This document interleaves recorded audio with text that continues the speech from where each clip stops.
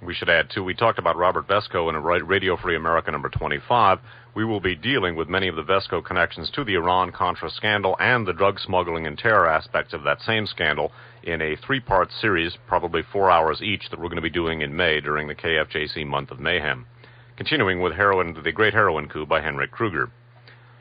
In these 8 points, we find the will, the power, and the motives, not for the once-proclaimed victory over the traffickers, but for the dramatic transfer of underworld power that suddenly became a reality in 1973.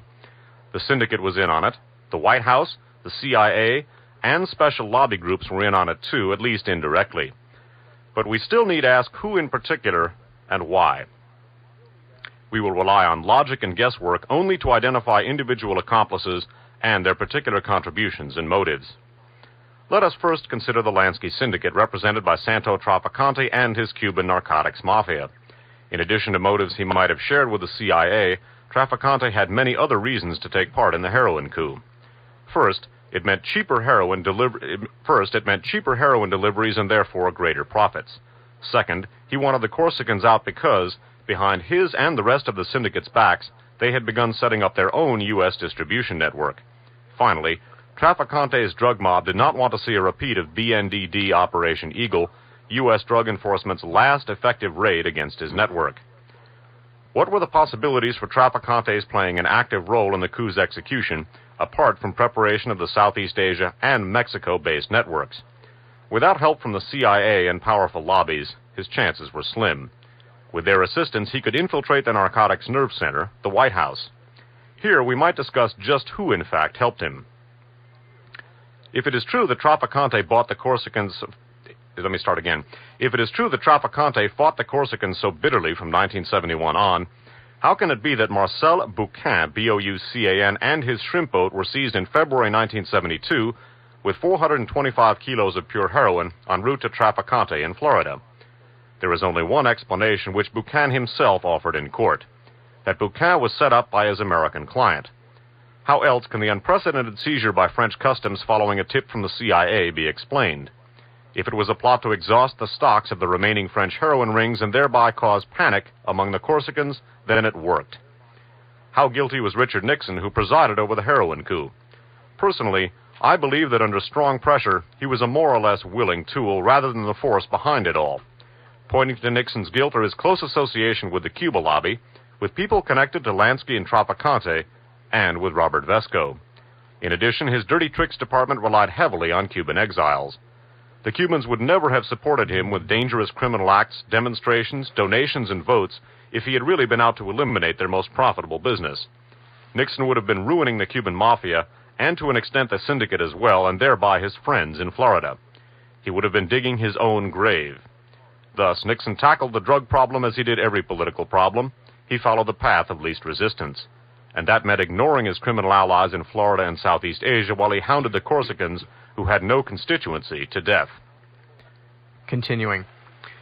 That Nixon might have been involved in the heroin coup for his own personal gain is lent credence by the following quote from Dan Molday's respective book, The Hoffa Wars, published Charter Books, 1978. Quote, a former Nixon aide, not privy to the Hague investigation, says that one of his associates in the White House mentioned to him sometime, quote, during the impeachment summer, unquote, that someone high up, maybe White House Chief of Staff Haig, was interested in Nixon's, quote, possible organized crime involvements. That conversation involved, quote, a massive payoff from those in, quote, Army Service Club scandals in Vietnam, unquote, during 1969 or 70. The aide says that the Service Club ripoffs, quote, involved the mafia and millions of dollars, and that the main focus of the interest by, quote, someone high up in the White House was on whether the top mafia guy, unquote, who ran, quote, all these things in Southeast Asia had made payoffs to Nixon. The crime figure, he says, was, quote, the one who was apparently known as the so-called mastermind or architect of the Southeast Asian drug trade, who was very powerful and very well known as a mob leader. According to government narcotics experts, the central figure in the Indochina Golden Triangle narcotics traffic was Santos Trafficante, unquote. In my opinion, the central manipulator in the whole narcotics scheme was the CIA, or rather a faction within it. It is erroneous to treat the agency as a monolith. Various lobby groups have their own agents in the company, generating internal power struggles that reflect political polarizations external to the CIA. There are, doubtless, CIA factions wholeheartedly in favor of ending America's policeman and oppressor roles and in favor of social democratic rather than right-wing regimes. Equally certain is the fact that one should take the agency's new, outwardly benign face with a grain of salt. Within the agency, there remain powerful groups promoting continued support of, quote, old friends in Latin America and Southeast Asia. The China-Cuba lobby has traditionally been one of the most influential within the CIA, and there is little reason to believe that the situation has seriously changed. Finally, the agency has laid low of late, as the Carter administration has lobbied for a relaxation of constraints placed upon it by Congress in the wake of the 70s exposés of CIA horror stories. In addition to, or rather behind, the CIA's new official policy, there is also an unofficial one. It manifests itself in such matters as the manipulation of the DEA to perform what previously had been CIA dirty work, and in the toleration, if not encouragement, of a large, apparently independent army of Cuban exile terrorists, available for action in Latin America at the request of the presiding dictators. The evidence suggests that the forces behind the unofficial policy were able to place many of their loyal CIA agents in the DEA, and in such private intelligence agency covers as Intertel and Wackenhut, where they continue their tasks while letting the agency wash its hands. Intelligence is still gathered by the CIA, but some of the dirtiest operations are now performed by, quote, former agents. Let's just exaggerate that last point again because it's a very important one for what we've been talking about, and it's going on right this very moment.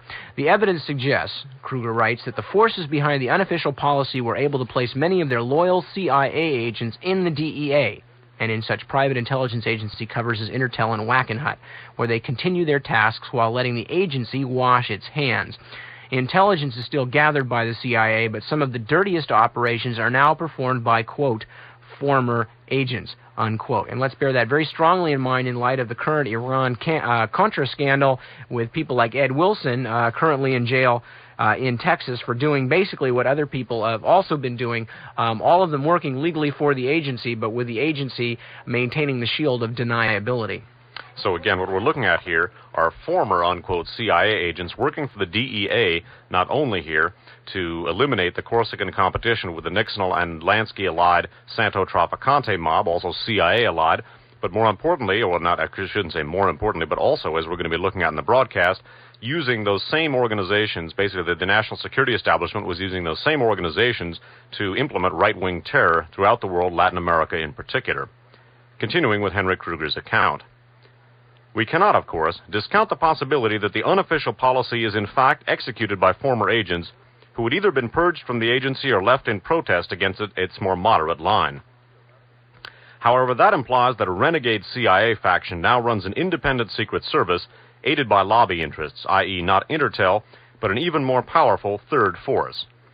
If that is so, I can come up with only one lobby group with the relevant motives as well as the power to back them, the World Anti-Communist League, or WACL.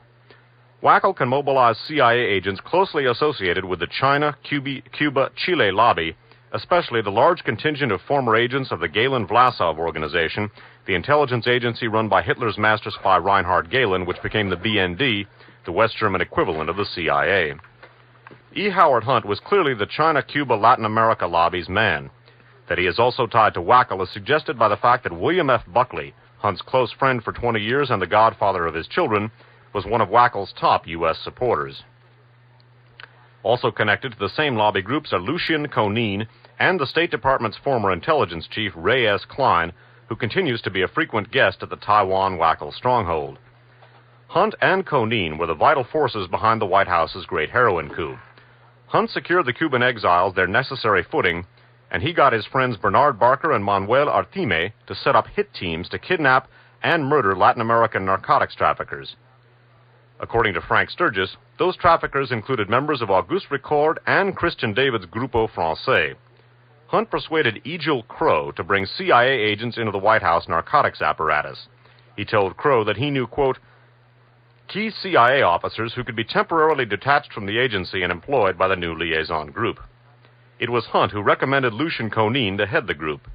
Finally, It was intelligence reports from the CIA and Conin's group which made White House narcotics actions focus almost exclusively on the Corsicans.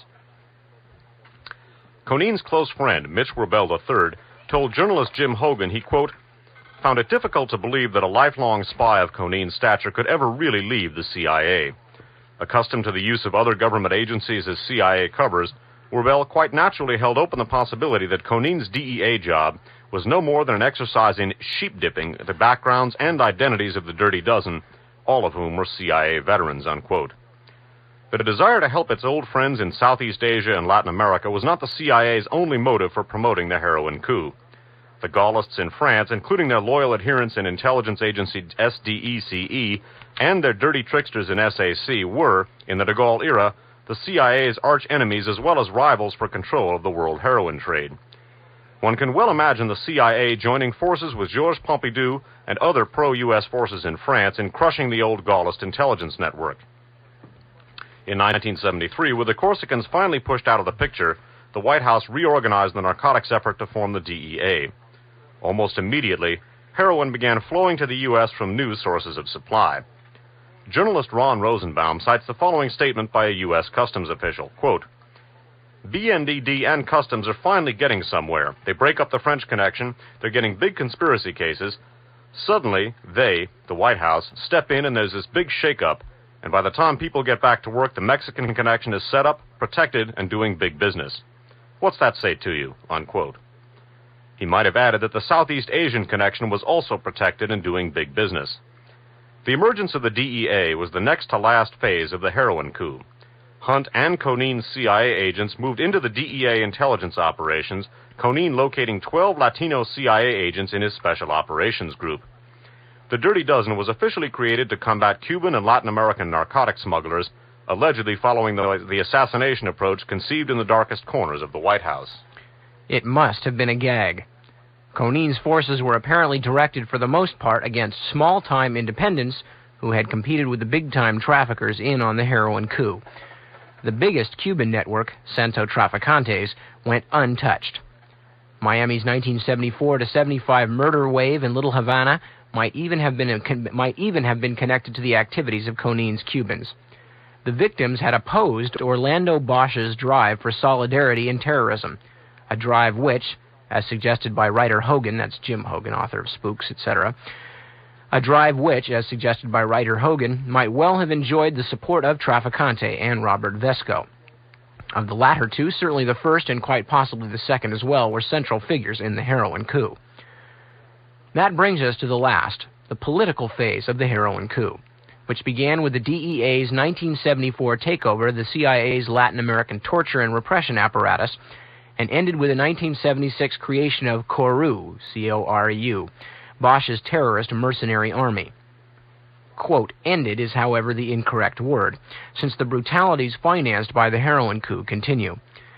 The DEA, or that part of it penetrated by the CIA, protects the major narcotics dealers. The latter, in turn, support, financially and through gun running, anti-communist paramilitary groups which work hand-in-hand with Latin American police and military forces whose death squads and torturers are supervised by agents of the DEA. I'm going to read that last part again because this describes exactly what is turning up about the Contra connection. The DEA, or that part of it penetrated by the CIA, protects the major narcotics dealers. The latter, in turn, support, financially and through gun running, anti-communist paramilitary groups, which work hand-in-hand with Latin American police and military forces whose death squads and torturers are supervised by agents of the DEA. The infiltration of the DEA and the variety of political assignments for its agents have caused such violent splits within the Bureau that one can speak of two wings which fight one another. One wing carries out guns for drugs and protection programs. The other tries desperately to combat the drug traffic carried out or protected by the first. Among the expressions of this bitter internal strife, apparently, are the Cecilia Falcon and Werbel cases, and the dismissal of DEA Director Bartels for suspected corruption. Recently, the use of drug profits to finance right-wing terrorism has been placed in a new perspective by revelations of Cuban exile teamwork with European and Latin American fascists, and the economic support of WACL for the same anti-communist groups. And that brings us to the final link in the chain of drugs, intelligence, and fascism. And by the way, as we mentioned, this book was written in 1980 about events largely happening between 1970 and 1979. But indeed, as we keep pointing out, as we point out many times tonight, these are the exact same events that are going on now. It's almost the same team.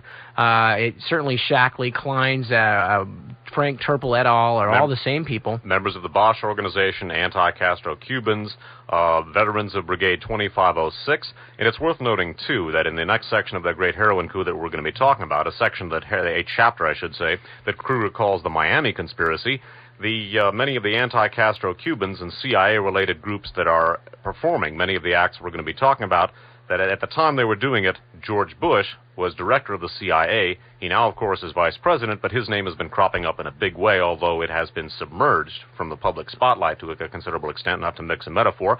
But George Bush is one of the main names to think about here. We're going to be talking about George Bush in, again, the 3-4-hour programs that we're going to be doing in May on the Iran-Contra scandal. We'll be reprising certain features of the material we're putting up here, and we'll be focusing on George Bush and many of the narcotic smuggling connections to this whole scam in May. Okay. As Dave mentioned, this is we're going to go on now, and we're going to continue with Kruger's final link in the conspiracy, and specifically we're going to talk about, among other things, the Miami office, and again mentioning George Bush. Don't forget George Bush's long sojourn down there with the Drug Task Force, which Frank Turple, a man who, as we've said before, whose veracity is questionable, but whose insider information is not. Frank Turple suggested that what George Bush was doing was helping to continue the CIA's past habit of using the DEA to inject CIA agents directly into the Latin American drug and gun politics. Okay, now, again, we're going to be dealing with a chapter of the Great Heroin Coup, the concluding chapter before the postscript, this called the Miami Conspiracy. Early in 1980, Alan Pringle, head of the DEA's Miami office, told an Associated Press reporter that Miami banks constitute, quote, the Wall Street, unquote, of the drug dealers. To the reader of this book, that should come as no surprise. Nor should Patrice Cheroff's claim to me that Miami was the main station of the fascist front organization World Service. Yet the significance of Miami in the netherworld of international fascism remains one of America's better-kept secrets. In June of 1976, Hervé de Vatere, V-A-T-H-A-I-R-E, the financial director for Mirage jet manufacturer Marcel Dassault, spent a week in Miami together with soldier of fortune Jean Kay of Spain's neo-fascist Paladin Group. While there, they had several meetings with Cuban exiles. Upon their return to France, the two disappeared with over $1.5 million in aircraft corporation funds. It was then reported that the money went to support Christian phalangists fighting in Lebanon, but some French observers believe it financed 2 great French bank robberies. On the weekend of July 17th and 18th, 1976, 20 men set out on an expedition through the sewers of Nice to the Société Générale Bank. There, they stole upwards of $10 million. When the robbery's mastermind, Albert Spaggiari, S-P-A-G-G-I-A-R-I, was arrested that October, he fingered La Catena, a cover name for a coalition of Spanish and Italian fascists, the Paladin Group in particular. Most of the take went to finance their operations. A second sewer heist was executed in August of 1976, this time at the Société Générale Paris branch on Ile Saint-Louis. The amount was $5 million. Immediately after the Nice heist, Spaggiari traveled to the U.S. and contacted the CIA. According to a confidential source, he had also been in Miami shortly before the heist. The French Le Point and L'Aurore reported that the agency was compelled to pass on its information about Spaggiari to French authorities. In early 1977, Spanish police arrested Jorge Cesarski of Argentina's fascist terror organization, the AAA, and Carlos Perez, a Miami-based Cuban exile, in connection with a string of murders of young Spanish leftists. According to the Spanish daily El País, Perez and a large number of other Cuban exiles were in Spain as part of a newly created fascist international. Continuing. In 1976, OAS and Adjutant Press terrorist Jean-Denis Rangard, spelled R-A-I-N-G-E-A-R-D,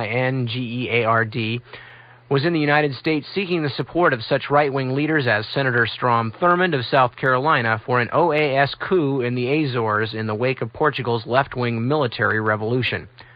The coup, if successful, would bring a rightist government and U.S. control over the militarily strategic Atlantic archipelago. According to an FBI investigation of Rangert, on 19th of November 1969, the Bureau had sent Portuguese police a questionnaire on his connection to an OAS front, the Agenter Press. The questions concerned a prior Rangert trip to Miami during which he had a run-in with the law. When asked about Rangert's troubles, the State Department's Portugal desk officer in 1975, William Kelly, said, quote, "I would prefer not to address the question of the French connection," unquote. What are European fascists doing in Miami before and after major operations? Why are Miami-based Cuban exiles executing contracts on young Spaniards? Why was the main station of the CIA-supported fascist front World Service in Miami? Why did bank robber Spaggiari contact the CIA in the United States? Miami is the center of a huge conspiratorial milieu whose personnel wind through the Bay of Pigs, attempts on Castro's life, the JFK murder, and the Great Heroin Coup, and which is now reaching out with a vengeance to Latin America and Europe.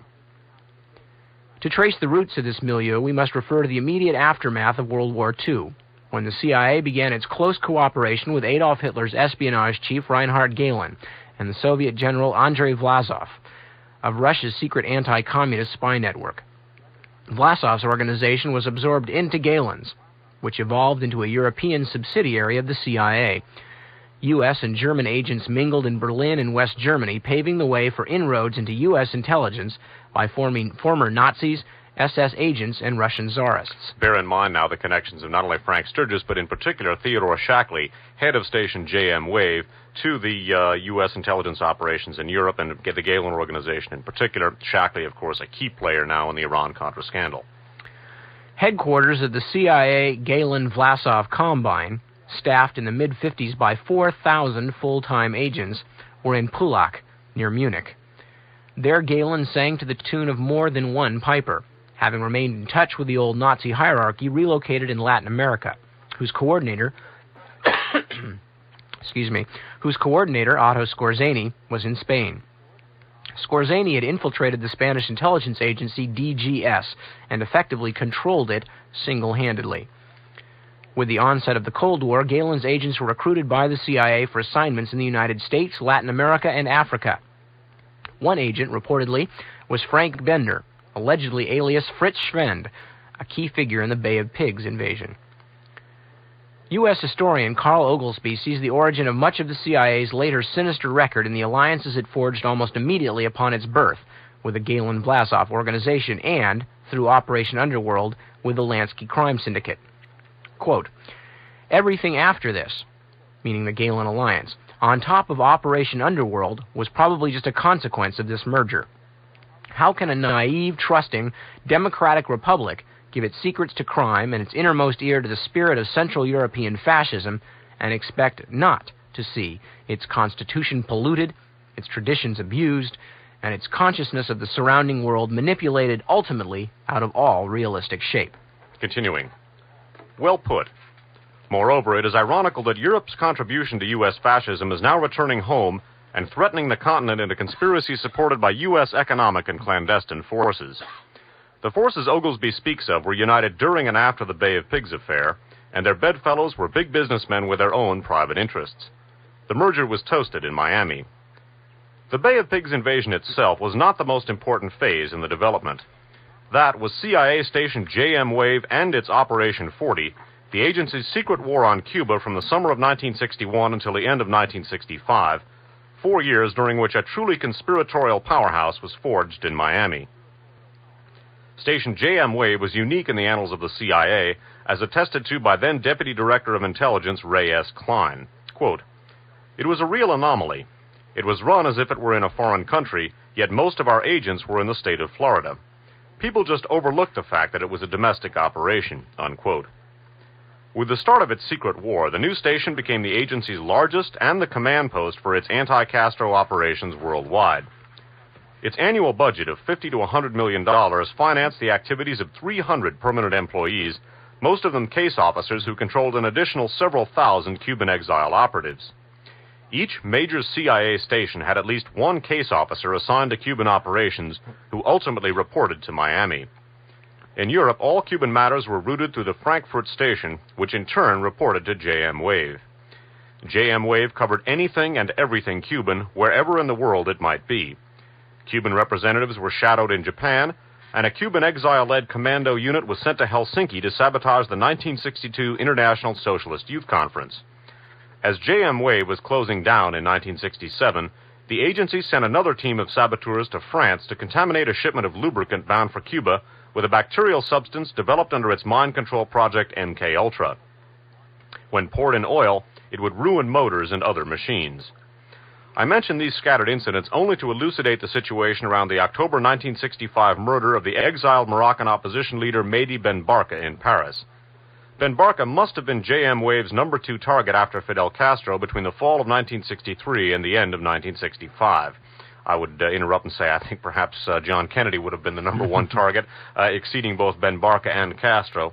I think the evidence pointing in that direction is rather compelling. Continuing with Kruger's account. Castro in 1963 had asked Ben Barka to arrange the first tricontinental Castro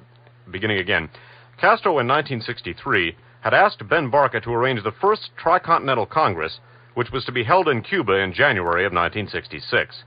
The conference, aimed at Third World solidarity against U.S. imperialism and support for Castro in Cuba, would signal a major setback for JM Wave and the CIA's plans for Latin America, where all the agency's major operations in the 1962-6 JM Wave era were focused. In 1963, the agency masterminded a revolution in Honduras, another in the Dominican Republic, and a third in Guatemala. In 1964, it assisted in General Branco's military coup in Brazil. In 1965, the Special Forces joined U.S. Marines in suppressing civil war in the Dominican Republic, and in 1966, the CIA aided and abetted Colonel Ongañez's military coup in Argentina. Cuba was an especially hot number in 1965. Led by JM Wave personnel, the CIA had planned a new invasion of the island to follow one of its attempts to assassinate Castro. The planners included Howard Hunt and James McCord. Unlike the Bay of Pigs invasion, this time the agency was offering leadership in addition to training and financing. However, one byproduct of the 1965 intervention in the Dominican Republic was the aborting of the plan to invade Cuba. The CIA, station JM Wave in particular, must have been anxious to know Ben Barka's plans for the Tricontinental Congress and to sabotage them if possible. And time was running out after Ben Barka's September 1965 visit with Castro. Thus, the key to solving the Ben Barka murder case appears to lie with 3 men: JM Wave Chief Theodore Shackley, Morocco Station Chief Robert Wells, and the head of the CIA station in Frankfurt. CIA contract agent Fernand Legros is also known to have associated with Ben Barka in Geneva. The same Legros, Legros, who frequented Miami, the Bahamas, and other spots in the Caribbean. When JM Wave was dismantled, Shackley and his staff left Miami for Laos, leaving behind a highly trained army of 6,000 fanatically anti-communist Cubans allied to organized crime and powerful elements of the U.S. far right. In 1966, following the Tricontinental Congress, which proceeded without Ben Barka, a counterfront, the World Anti-Communist League, WACL, was chartered in Seoul, South Korea by hardline reactionaries from the world over. That same year, Aginter Press, sponsored by WACL and the intelligence agencies of the United States, France, and Portugal, was created in Lisbon as a cover for OAS terrorists and other European fascists. Led by the Frenchman Yves Guérin-Serac, its aim was the subversion through espionage, sabotage, and murder of all that the Tricontinental Congress had stood for. In that same period, Cuban exile activist organizations sprouted all over Miami's Little Havana. They spawned, in turn, terrorist subgroups like Alpha 66 and Omega 7, whose more notorious leaders, Guillermo and Ignacio Novo, Orlando Bosch, and Nazario Sergen, had all been trained by the CIA. Between 1965 and 1971, they staged sporadic acts of sabotage and assassinations, with Guillermo Novo repeatedly arrested only to be released each time. Cubans, terrorists among them, were also being paid by Santo Traficante and the syndicate to help spin their intricate U.S. narcotics web. And they also found the time for dirty tricks on behalf of Richard Nixon and his White House staff. However, incidents like Operation Eagle of 1970, when the BNDD, the Bureau of Narcotics and Dangerous Drugs, rounded up Cuban exile drug traffickers and found many to have been trained by the CIA, had made the Cubans an increasing embarrassment to the agency.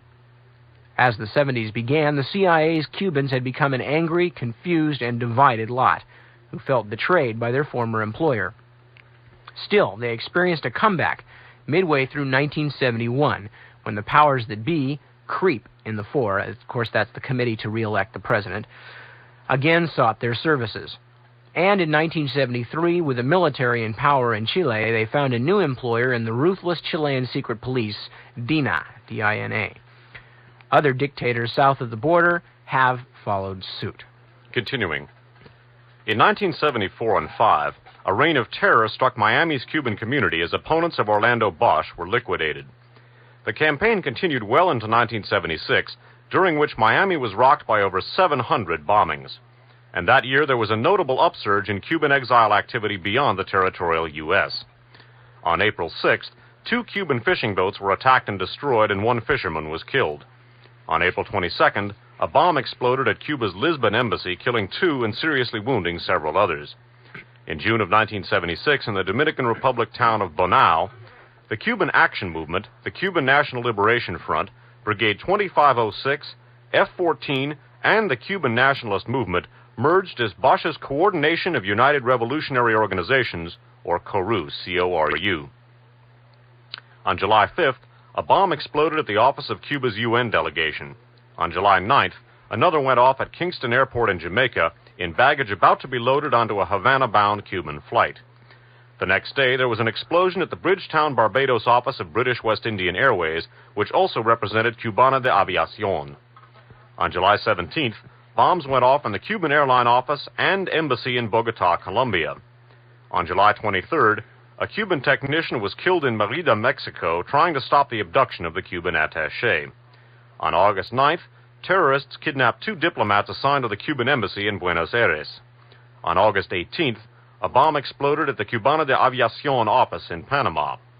On September 21st, Chile's former Secretary of State, Orlando Letelier, and his co-worker, Ronnie Carpin Moffett, were killed in Washington when a bomb decimated their car.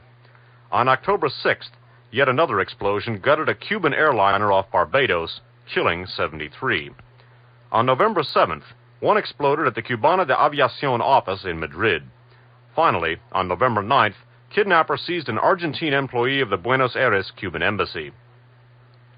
Orlando Bosch's army of anti-Castro Cuban terrorists was responsible for all these acts. When the Cuban airliner went down, Bosch himself was arrested in Venezuela. But the extremists had not waited until 1976 to take part in international terrorist operations. In 1975, 100 anti-Castro Cubans joined European fascists in the Army for the Liberation of Portugal, ELP. From neighboring Spain, the ELP, whose core comprised Agentar Press OAS veterans, attempted to overthrow Portugal's progressive military regime. By the way, once again, the OAS here is not the Organization of American States, but the secret army organization, the group of French fascists who attempted to murder French President Charles de Gaulle in revenge for his having given up Algeria as a French colony. Continuing with the account. The 1975 attempt in Rome on the life of Chilean Christian Democratic Party leader Bernardo Leighton was a joint action of DINA, the youth wing of the Italian Fascist Party, MSI, and anti-Castro Cubans. The 1976 murder of Letelier and Moffett, a DINA CORU job, was planned in Miami. 4 of the 5 Cubans involved in it were CIA veterans of the Bay of Pigs invasion. The Leighton attempt and Letelier murder were each coordinated by the American-Chilean DINA agent, Michael Townley. Continuing. The common denominator in CORU, as well as Internacional Fascista, a combine of anti-communist extremist organizations chartered at an October 1976 meeting in Rome attended by CORU representatives, appears to have been the CIA, or at least a faction thereof. CORU's headquarters are in Miami. Originally, it was sustained by tight collaboration with the CIA and the Chilean junta's secret police. According to the Cuban former CIA agent Manuel Darmas, the CIA coordinated DINA's acts with Caru's. DINA, of course, the Chilean secret intelligence agency, Caru, the Cuban exile group. According to Manuel Darmas, the CIA coordinated DINA's acts with Caru's and supplied the latter with funds, advisors, and explosives.